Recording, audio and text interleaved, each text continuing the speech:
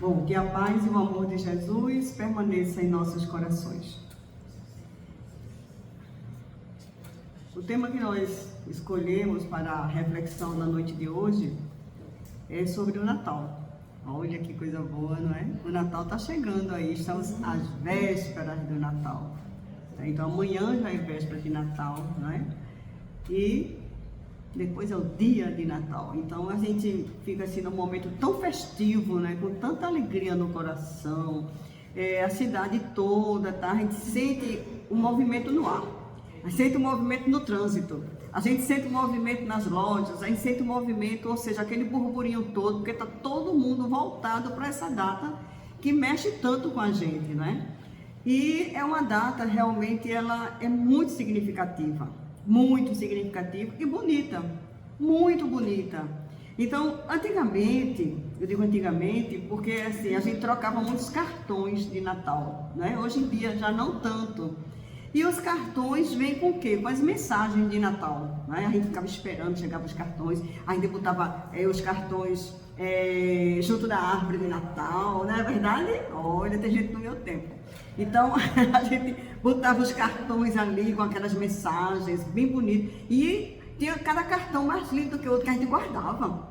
Guardava porque essas eram mensagens tão bonitas, tão significativas, que a gente guardava aquilo ali com muito amor e carinho. E nesse momento dessa troca de mensagens, peguei um aplicativo, quando eu fui descendo, ele, Feliz Natal para a senhora, eu digo, Feliz Natal para você também, tá? E está sempre desejando esse Feliz Natal, né? E a gente sabe que o planeta, para nós todos, é muito importante essas vibrações, são importantes as vibrações.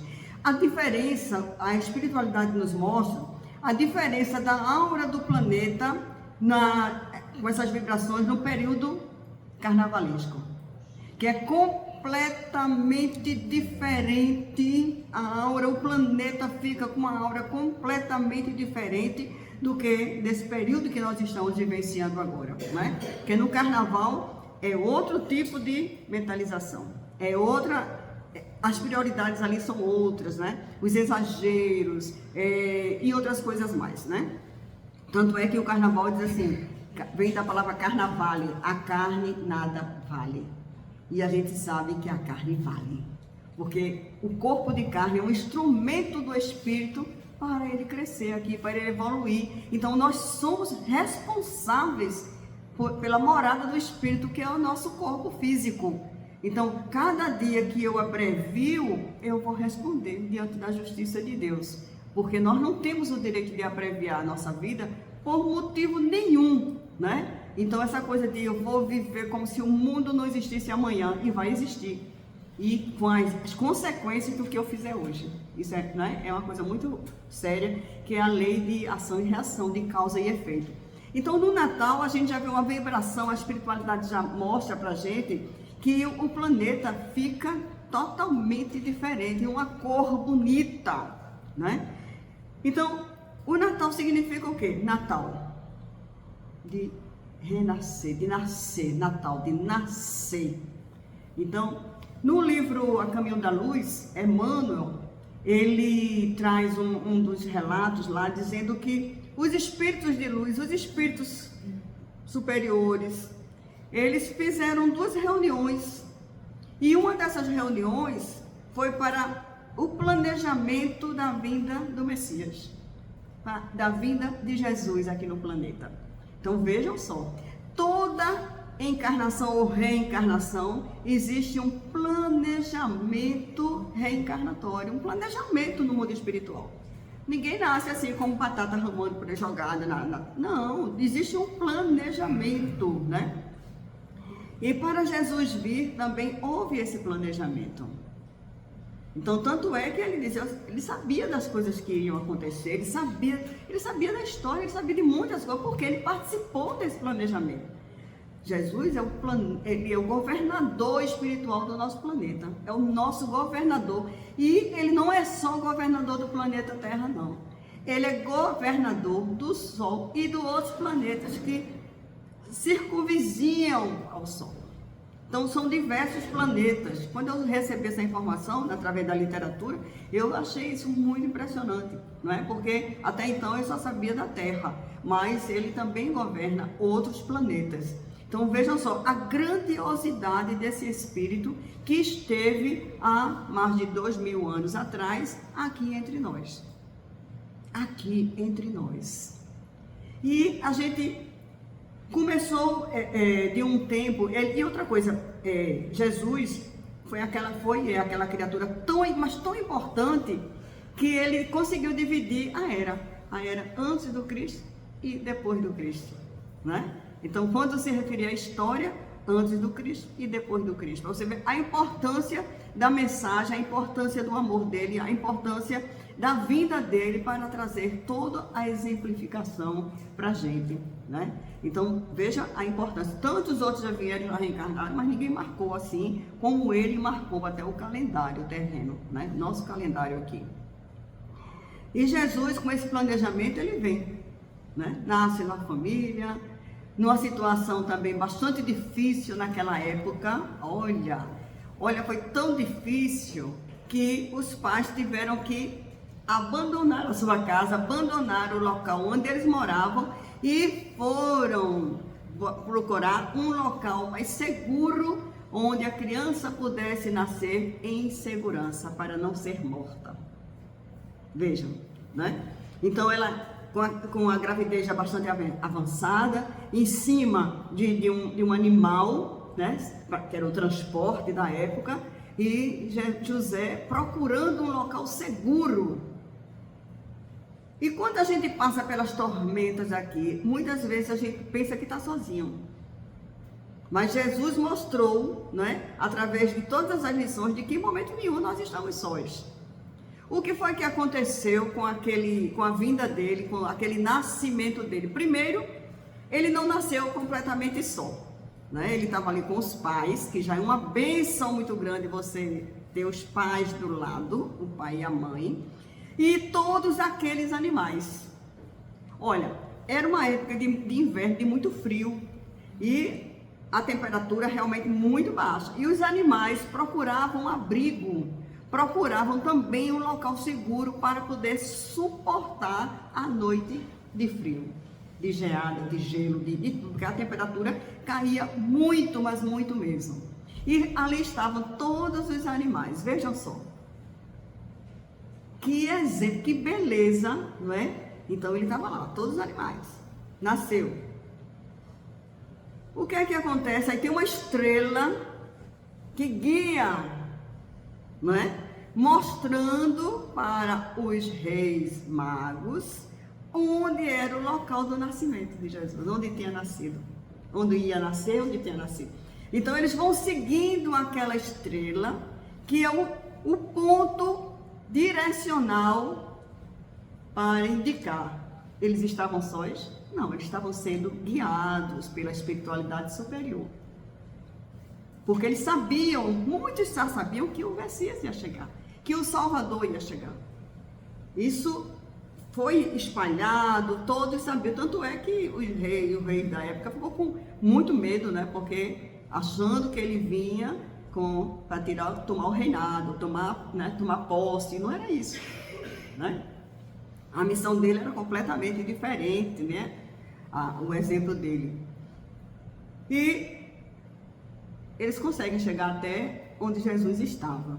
E ali eles levaram ouro, levaram mirra, perfumes, levaram coisas de valor, não é? Para dar de presente àquela família, como boas-vindas, boa chegada, né? É uma forma da gente demonstrar carinho que até hoje. Então hoje a gente vê o que? O Natal, a troca de presentes, né? Então a troca de presentes.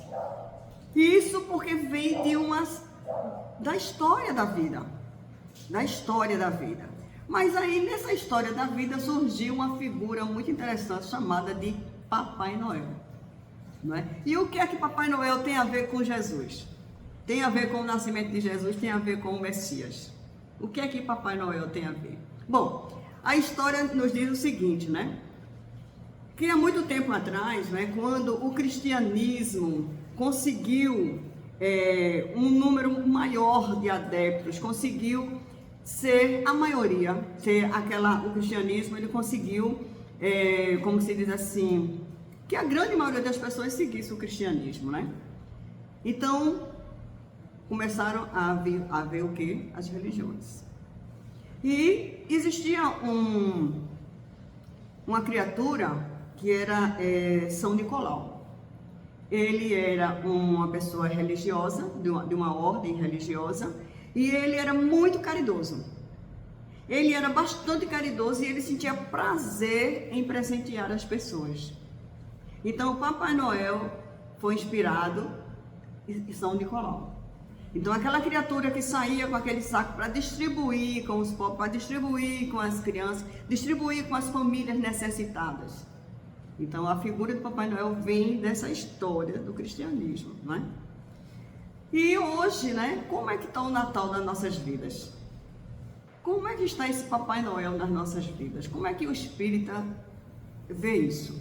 Como é que o espírita abraça essas informações, abraça essa história toda, né? Nós sabemos que o espiritismo não proíbe nada. Nada vezes nada. É uma doutrina libertadora, uma doutrina esclarecedora. E que, se você gosta de sua troca de presentes, se lhe faz bem, se você continue. Não é? Então a gente vê as casas espíritas e muitos movimentos de outras religiões levando cestas básicas nesse momento, levando alegria para as crianças. É um aumento muito grande nesse período de fazer esse acontecimento, fazer esse fato acontecer para levar um pouco de alento, para levar um pouco de alegria, um pouco de esperança para as criaturas, né? Então tem no Nordeste do Brasil, que é uma região assim, bastante árida, bastante sofrida, como aqui também nas nossas comunidades, como nas casas espíritas, como nas igrejas. Então em diversos locais se segue, né, de praticar esse gesto de amor, de solidariedade para com o próximo. Então é importante, não é? Mas o Natal em si não significa isso, a troca de presente. O Natal significa o nascimento de Jesus.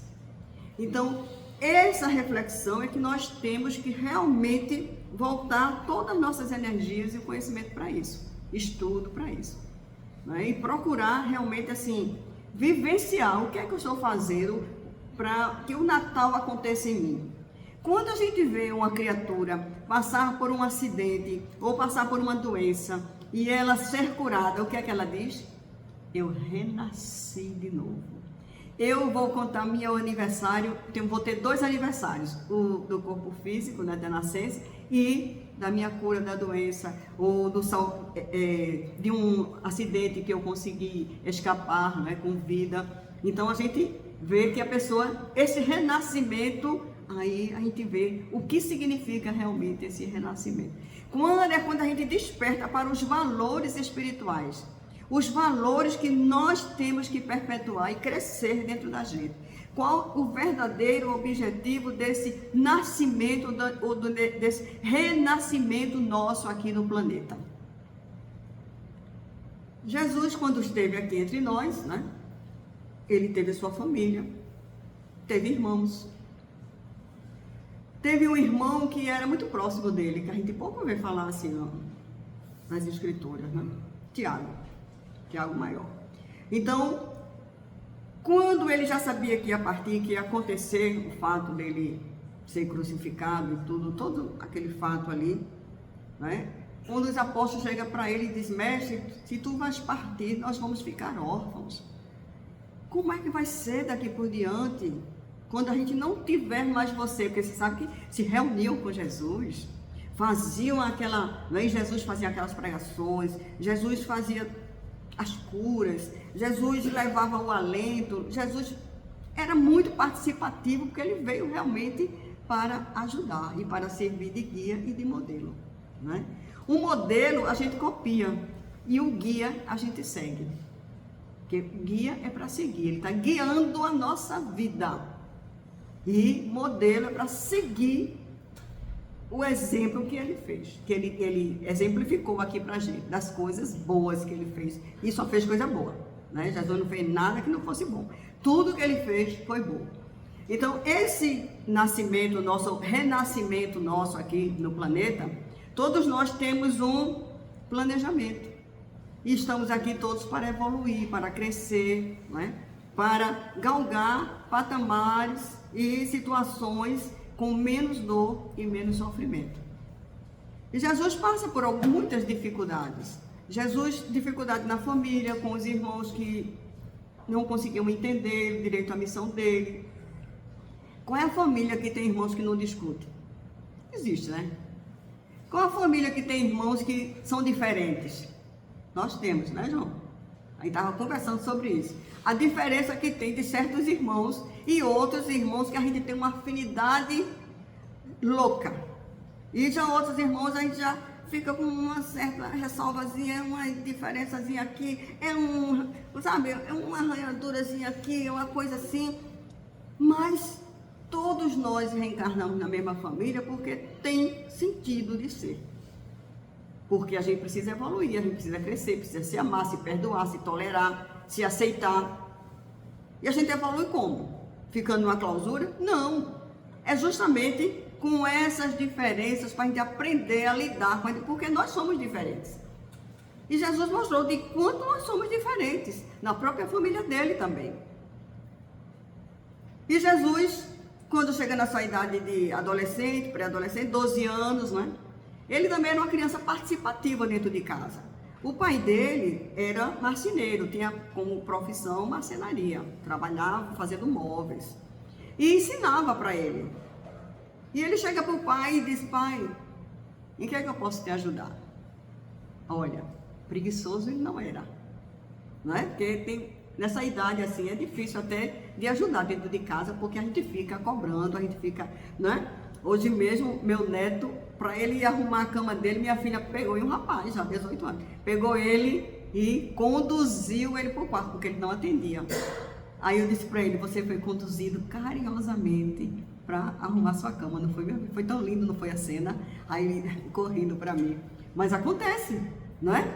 Então tem outros não, que já acorda, já faz, que é uma beleza. Não precisa nem você pedir 2, 3 vezes, que ele já está fazendo. Ajudando dentro de casa, colaborando, participando. Então Jesus também trouxe esse exemplo, que ele era participativo dentro de casa, ele ajudava, ele colaborava, sem precisar pedir, ele estava lá ajudando, né? Veja que exemplo lindo de Jesus, né? Jesus segue a sua jornada, a sua caminhada aqui, e teve um momento que, assim, os evangelhos trazem para a gente, quando ele estava reunido com as criaturas numa das casas lá, que eu não me lembro o nome agora de quem foi, não sei se foi de Zaqueu, e a mãe de Jesus em casa ficou muito preocupada com o que iria acontecer, porque já estava a situação ficando bastante difícil, né? Naquelas circunstâncias ali. E ela vai, quando chega lá, já está aquela multidão de gente, e ela querendo se aproximar para falar com ele, para dizer: filho, eu estou aqui, olha, se precisar, dá aquela força, aquela, sabe? E ela não conseguiu chegar próximo a ele. Aí uma das pessoas chega para ele e diz: Jesus, a tua mãe e teus irmãos estão aí fora. Aí vem aquela frase célebre, que ele diz assim: quem é a minha mãe e quem são os meus irmãos? Quem é a minha mãe e quem são os meus irmãos? Então ele diz que a minha mãe e meus irmãos são todos aqueles que fazem a vontade do meu Pai que está nos céus. Então, aí ele traz um chamamento para a gente, que a nossa família não se restringe só à família carnal, que é uma família passageira, não é? Mas sim da família da humanidade. Ele faz um chamamento para a humanidade. Jesus, ele dava muito valor à família. Muito valor à família. Em momento nenhum ele separou famílias, nem ele aconselhou ao contrário. Então ele era família. Aí ele traz essa lição para a gente refletir, porque tem pessoas que não se acham, não se consideram irmãos, porque são de nacionalidade ou de raças, de etnias diferentes. Se acham, tem pessoas que acham que certas raças são inferiores, certas raças são isso, então é como se fosse, sabe, completamente, uma raça completamente alheia, que ele não consegue nem explicar. E antigamente ainda tem esse negócio de eu tenho sangue azul, eu tenho sangue nobre, eu não me misturo com plebeus. E se a gente for para a anatomia, vai ver que todo sangue é vermelho. Independente de posição social, não existe essa coisa de sangue azul, não existe, sangue é vermelho. Para toda e qualquer criatura, o branco, o negro, o pardo, o asiático, não importa, o sangue é igual. E aí ele traz também de que Deus é o nosso Pai. Nós somos todos irmãos porque somos filhos do mesmo Pai. Olha que lição que ele traz para a gente. Porque os judeus pensam de uma maneira e ficam lá isolados, né? E por aí vai. Vocês vejam que hoje ainda nós temos muita dificuldade de aceitar as criaturas. As criaturas que muitas vezes precisam sair dos seus países porque estão em guerra, por uma questão de sobrevivência. E quando chegam no país vizinho, no país próximo, tem dificuldade de ser aceito, muitas vezes é expulso, muitas vezes morre no meio do caminho, nas travessias, porque nós não queremos abraçar nem aceitar os irmãos que não são da mesma nacionalidade. Como se fossem pessoas extraterrestres. Pessoas completamente diferentes de nós e não são.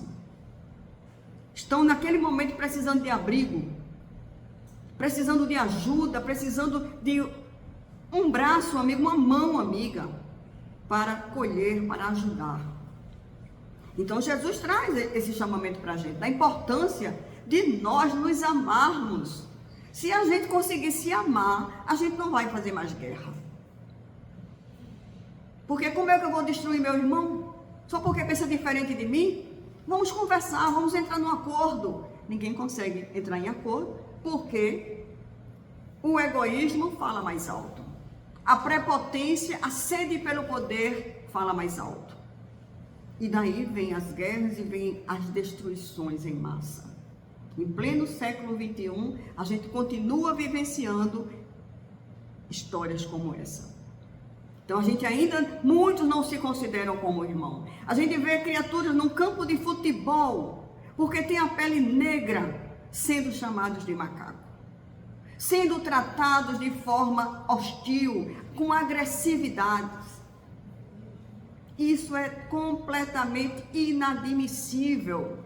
Como também é inadmissível a gente tentar ou não aceitar criaturas com diferentes posicionamentos sexuais.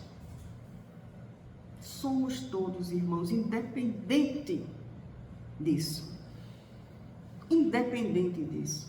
Estamos em estágios evolutivos, cada um no estágio que precisa e que merece estar. Isso é uma grande verdade. Então, por que eu vou atirar pedras? Por que eu vou hostilizar? Por que eu vou maltratar? Feito um pai que saiu com o filho caminhando numa orla e passou umas pessoas lá no carro, parou e bateram bastante neles, porque achavam que pai e filho era um casal homossexual. Então, coisa terrível dessa maneira, da família expulsar de casa criaturas. Então, vejam só, cadê o Jesus que a gente não está trazendo para a vida da gente? Cadê o Jesus na nossa vida, no nosso cotidiano, na nossa família? Então, a gente precisa realmente vivenciar Jesus. No Livro dos Espíritos tem a pergunta 625, qual o modelo que nós temos? E ele responde, Jesus, que é o modelo e guia, como a gente falou antes, que a gente tem aqui, para a gente seguir, é Jesus. Então Jesus que deu a sua vida, toda a sua jornada aqui para a gente, e ainda hoje a gente vive essa dificuldade ainda de trazer Jesus para dentro de casa, de vivenciar Jesus. É muito bonito a gente sair com a campanha do quilo, é muito bonito a gente ir no hospital, a gente distribuir cestas básicas, a gente visitar comunidades, isso visitar criaturas que estão necessitadas, isso é maravilhoso, que continuemos a fazer isso. Mas Jesus também disse para a gente que a primeira caridade começa dentro de casa, dentro do lar. Dentro do lar. Joana de Cusa, quando ela conheceu Jesus, ela era casada com um senador, famosíssimo na época, e tinha muita dificuldade com ele, porque ela já não comungava das mesmas coisas, dos mesmos ideais dele. A forma dura, ríspida, de tratar os outros, tratar seus empregados, ela já não comungava com muitas coisas ali, porque ela já era um espírito já mais evoluído. E aí ela tem a oportunidade de conhecer Jesus. Quantas vezes ela precisou se vestir de escravo, de pessoas que trabalhavam para ela poder não ser reconhecida e ficar próxima a Jesus. E ela ficou tão envolvida naquela atmosfera, naqueles fluidos de Jesus, que não tinha que não se encantasse quando se aproximava de Jesus. A mulher hemorrágica bastou tocar na veste dele, no manto dele, na capa da roupa dele, para ela se curar. A energia que ele passava para as pessoas, porque era amor que ele emanava dentro dele, muito amor. E Joana, sentindo esse amor tudinho, ela disse: por que eu vou ficar dentro de casa com um marido rígido, com uma situação dificílima, um filho também que ela tinha dificuldades, porque era aquele filho que precisava de mais cuidados também. E aí ela diz para Jesus que tomou a decisão de deixar a casa e seguir Jesus, seguindo o trabalho, né, nas tarefas de Jesus. E ele disse: não, volta para a tua casa, cuida do teu marido e do teu filho. Ele não disse: tá certo, tá muito ruim lá, então saia, deixa para lá, larga e venha para cá. Não, ele não disse isso. Porque a caridade maior está justamente junto daqueles a quem a gente teve esse planejamento reencarnatório, que não foi à toa.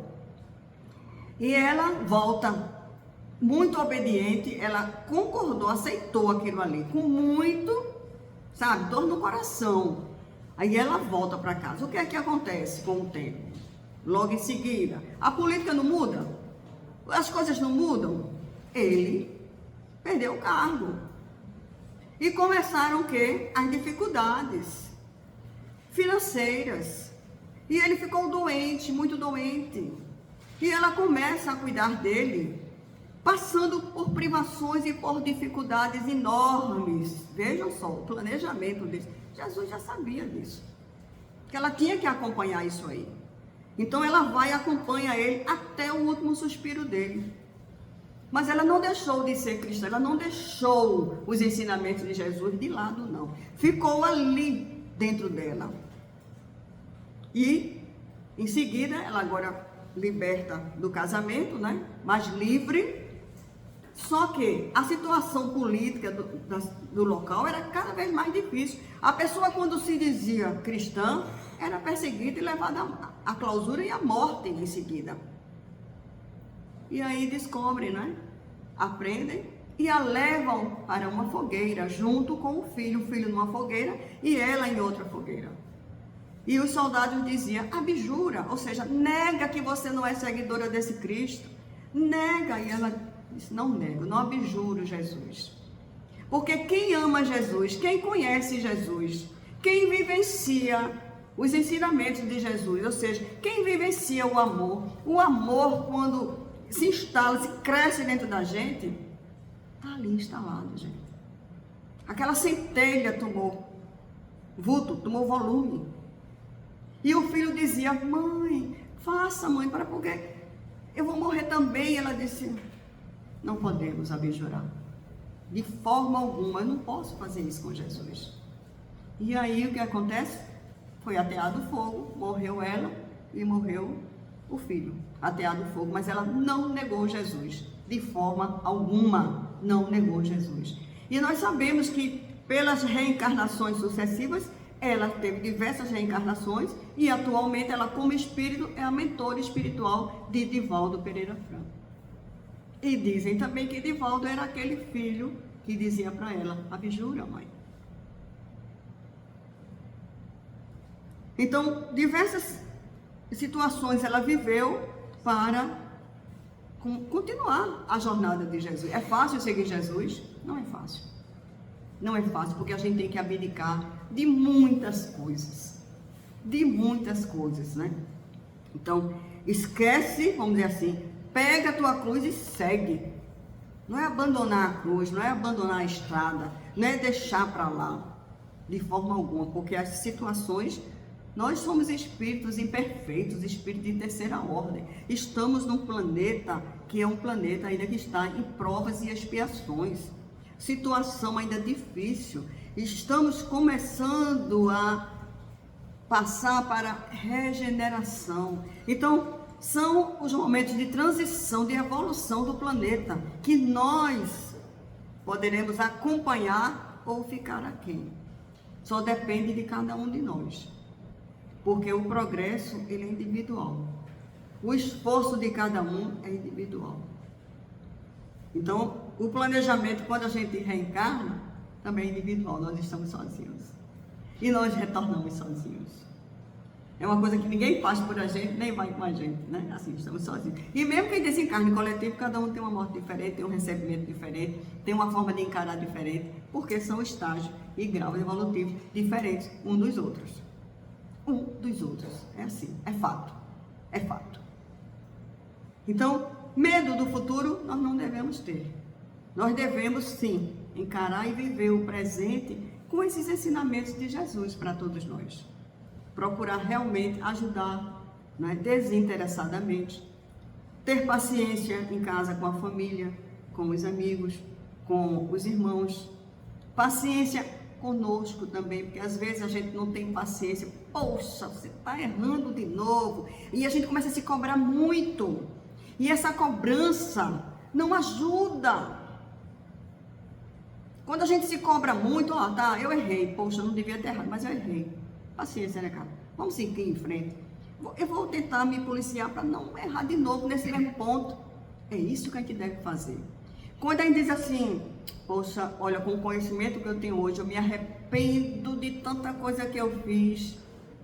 Pense ao contrário. Com o conhecimento que eu tenho hoje, eu não vou mais repetir aquelas coisas que eu fiz. Com o conhecimento que eu tenho hoje, eu vou procurar agir de uma maneira diferente.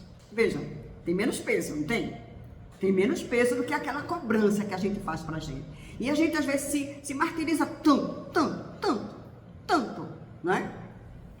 Eu tive uma amiga, porque ela está no plano espiritual, né? Então eu tive quando ela estava aqui encarnada, que ela sofria de um remorso horrível e estava enveredando, já tinha enveredado pela bebida, porque ela queria anestesiar o seu pensamento, sua mente. Ela não queria pensar naquele fato que trazia grande dor e grande sofrimento para ela. E ela não conseguia falar desse sofrimento para os filhos, principalmente para os filhos. E um dia ela se abriu comigo e conversou comigo. E ela disse, eu sofro muito. Porque numa determinada noite, fui dormir, meu marido também foi dormir, né? Dormíamos na mesma cama, ele do lado do outro. Quando chegou uma certa hora da madrugada, eu senti aquele braço me puxando. E aquilo me irritou tanto, como se ele não estivesse respeitando o meu momento de sono, meu momento de descanso e me acordando. E eu fiquei irritada e não me virei. E larguei assim, puxei mais ainda o corpo para o lado da cama para ficar distante dele. E aí eu consegui dormir novamente. Quando o dia amanhece, ela tem a triste notícia de que o marido estava morto ao lado dela.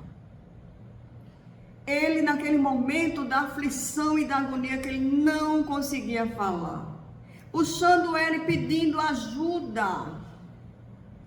E ela tão indiferente, só pensando nela, pensando no sono dela e nos direitos dela. Em momento nenhum ela disse que eu me virei para ver o que era que estava acontecendo. Porque deveria ter se virado, ver o que estava acontecendo e dizer, vai dormir, ou está passando mal, vamos chamar, né? Buscar ajuda, fazer qualquer coisa. Mas não. Então, ela estava se corroendo, estava se destruindo com o álcool, com a bebida. Estava um problema muito sério já de alcoolismo instalado nela. E aí nós vamos conversar com ela, né? Porque esse remorso corrói, mas não constrói. Então, erramos. O que é que eu posso fazer daqui para frente? Para não continuar agindo com indiferença para quem cruzar o meu caminho. Pedir perdão, orar e procurar se amar, porque ela estava se destruindo, ela não estava se amando, ela estava se autopunindo. E é isso que muitas vezes a gente faz, se autopune. Deus não quer isso da gente, autopunição. É que nem aquelas pessoas que fazem um autoflagelo. Pegam uma corda com um objeto cortante e começam a se lapidar. Outros se cortam. Outros vão de joelhos subir uma ladeira enorme para pagar uma promessa. Os espíritos superiores não querem esse tipo de sacrifício da gente. Não é isso que vai agradar a eles. E sim a nossa reforma. E sim a nossa alteração, a nossa mudança interior. O que é que eu posso fazer para me ajudar e ajudar os meus semelhantes? Porque ninguém é feliz sozinho. Nós precisamos dar as mãos uns aos outros. Eu me lembro, eu participo de um grupo de coro, há 30 anos que eu participo desse coral de empresa, e teve um período da minha vida, há 18 anos atrás, que eu passei pelo câncer. Passei 1 ano e meio em tratamento sem poder trabalhar, porque foi muito grave a situação. Nenhum deles nunca foi me visitar. Nunca foi na minha casa. E aí era a época dos e-mails, né? Eu escrevi um e-mail para eles, não tinha zap naquela época, e disse, gente, a minha doença não é contagiosa. Vocês podem, se quiserem, vir na minha casa, porque o câncer não pega, não transmite. E aí cada um veio com a sua desculpa, né? Tem gente que diz, não tenho condições de estrutura para ver. Porque eu não gosto de hospital. Porque ninguém está pedindo para você morar lá não. Nem para você ficar lá não. Gente, é um gesto de caridade, de amor ao próximo. Quando a gente visita um enfermo, Jesus diz, quando visitais um enfermo, quando vestires um que estiver nu, quando visitares um que estiver encarcerado, lembre-se, não é a eles que estás fazendo, e sim a mim. Veja que lição que Jesus traz para a gente, né? Tivemos também a oportunidade de desenvolver um trabalho dentro do Aníbal Bruno, que é um presídio, né? Na época, a mocidade lá do Centelha, eu e Carla, a gente estava à frente desse trabalho e a gente fundou lá uma biblioteca espírita. A gente iniciou o trabalho lá, dentro do Aníbal Bruno. Conseguimos o espaço, o auditório para fazer as palestras, né? A gente fazia as palestras para ele, a gente fluidificava a água, a gente distribuía a mensagem e levava coisas que eles precisavam, itens que eles precisavam, né? E quando terminava aquela reunião, e tinha gente que dizia, Deus me livre de ir no presídio, vocês são loucos. E se tiver uma rebelião? E se tiver isso, se tiver aquilo? Bom, gente, se tiver paciência. Não cai uma folha de uma árvore sem a permissão de Deus. A gente vai deixar de visitar, deixar de fazer aquilo que a gente está em condições de fazer com medo? Vamos seguir em frente. E um determinado dia, quando terminava a palestra, um certo dia eu tive a oportunidade de falar para eles e falei sobre o anjo da guarda. Aí um deles perguntou assim, moça, por que esse anjo da guarda que você diz que todo mundo tem, que eu tenho, por que na hora que eu peguei a arma e fui atirar, ele não me proibiu, não tomou? Veja, ele queria que o Espírito fizesse por ele, uma atitude que dependia dele. O Espírito dá a informação para a gente. Vem na mente da gente, não faça isso. Pare, respire, volte atrás. Não haja com violência. Não tira a vida do seu semelhante. Mas a gente muitas vezes age pelo ímpeto, pela vontade, pelo desejo, pelas coisas ruins que ainda tem dentro da gente, que a gente deixa que isso aí se aflore e que tome volume. Aí eu expliquei para ele. Aí quando esse trabalho, a gente era 10 a 15 minutos para fazer uma visita na solitária, né? É um corredor enorme, com aquelas celas, não dava nem tempo, o tempo era tão curto, que não dava tempo de chegar nem na metade, porque eram poucos trabalhadores, e a gente ia fazer aquela visita. Então eles abriam aquela porta de ferro muito pesada, aquele cadeadão enorme, e a gente entrava ali com revistas do Reformador, com mensagens espíritas, para entregar para eles, né? E na porta da cela deles, era só um quadrado, onde se via só isso aqui deles. Não dava nem para ver o rosto todo, não dava. Era só a parte dos olhos, assim. Ali eles enclausurados, né? Porque eram presos de alta periculosidade, né? E eles ficavam com os braços assim, ó, parecia cena de cinema, pedindo para que a gente chegasse até lá. E muitas vezes não dava tempo. E o guarda ficava gritando, olha lá, pode demorar, não pode conversar, não pode falar, e não sei. Era um terror. E a gente ia. E aí um desses fez assim, né? E eu consegui chegar até ele. Eu chego a me arrepio quando eu me lembro dessa cena. Eram presos de alta periculosidade. E ele botou o braço assim, ele estava com a mão pedindo, aí eu fui, peguei na mão dele, aí ele fez isso em mim. Olhou nos meus olhos e disse, irmã, nunca esqueça de mim. Irmã, lembre sempre de mim. E eu sempre lembro, sempre peço a Deus. Então naquele momento, ele foi tocado com alguma energia, alguma vibração ali daquela equipe que nos acompanhava naquele momento. Aquele momento de reclusão ali para ele, serviu de alguma coisa para ele. Para as mudanças interiores, para repensar sobre os valores da vida, os valores dele. E ele disse isso.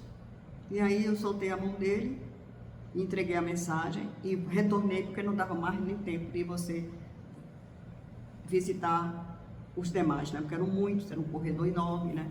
E poucas pessoas, 3 ou 4 pessoas, só eu, Carla e mais 2 pessoas. Muito poucas pessoas no momento.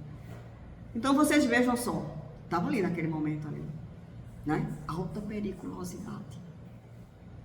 A Carla passou um tempo também trabalhando com o menor infratores, né? E ela disse que quando ela entrava naquele ambiente de trabalho dela, naquela fundação, ela ficava toda embolada, sabe? As energias ali, os fluidos eram tão pesados, mas tão que ela embolava. Ela ficava toda vermelha e se coçando, se coçando, se coçando. A contaminação ali era muito grande. E certo dia ela estava numa avenida aqui principal, Agamenon, e ela, quando parou o carro no dos sinais, né, a mãe dela estava do lado.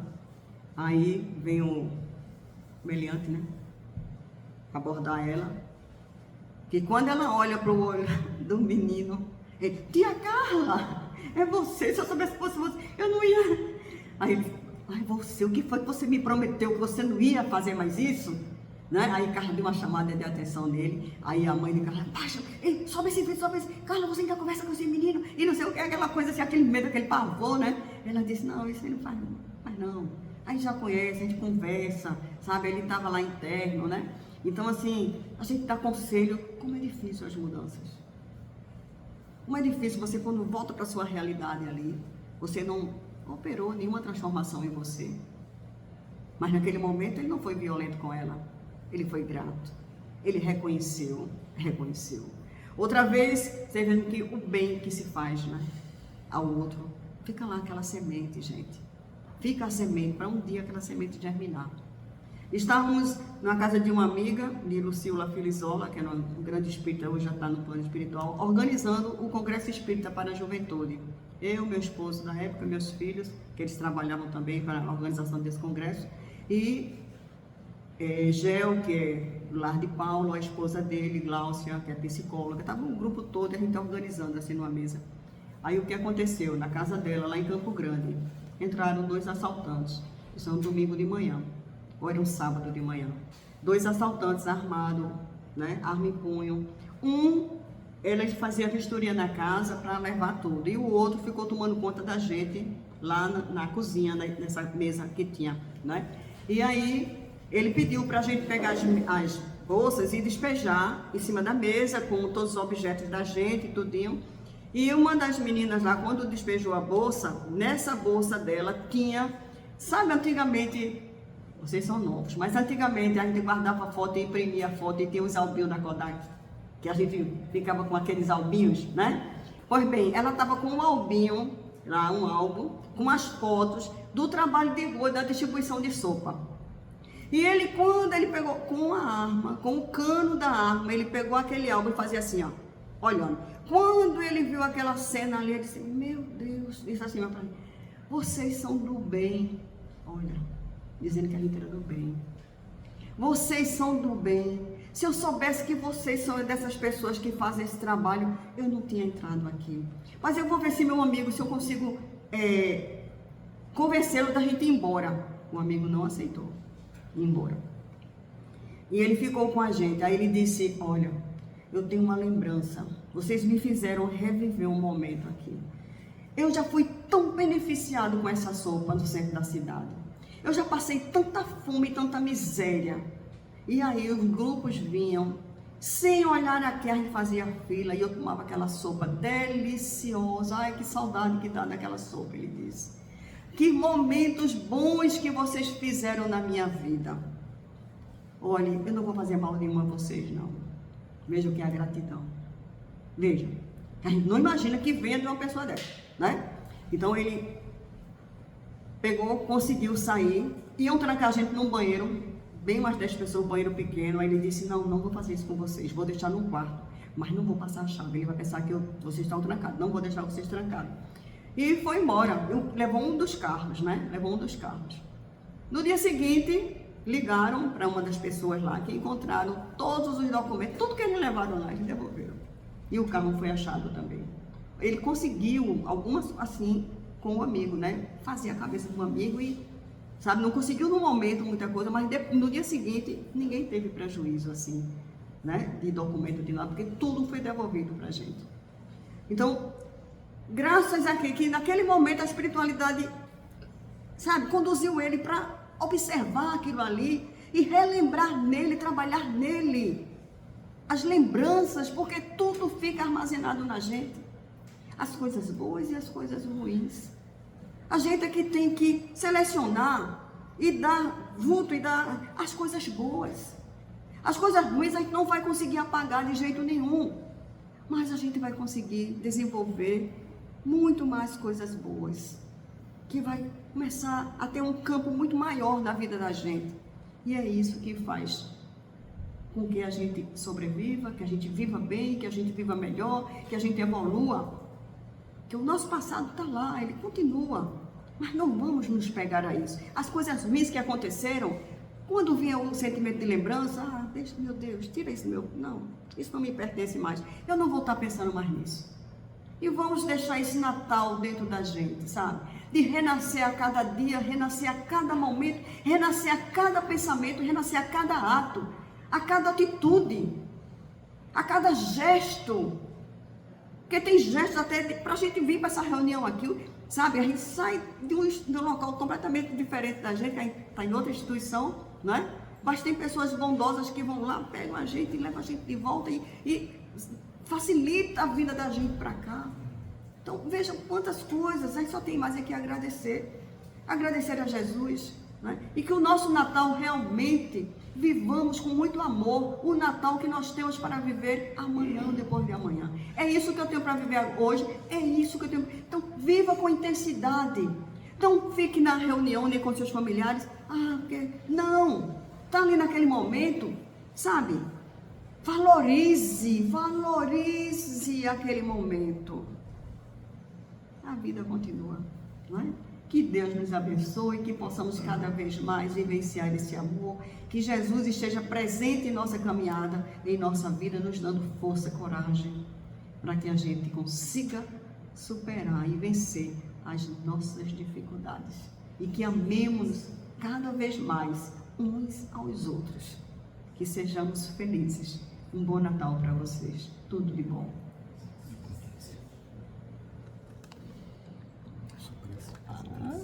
Fazer a prece final, então vamos lá.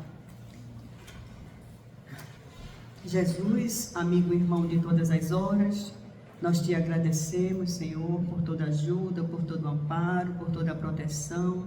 Abençoa, Jesus, esta casa que nos abriga neste momento. Abençoa o nosso lar e as nossas vidas. Senhor Jesus, que sempre seja feita a tua vontade, hoje, agora e por todo sempre. Que assim seja.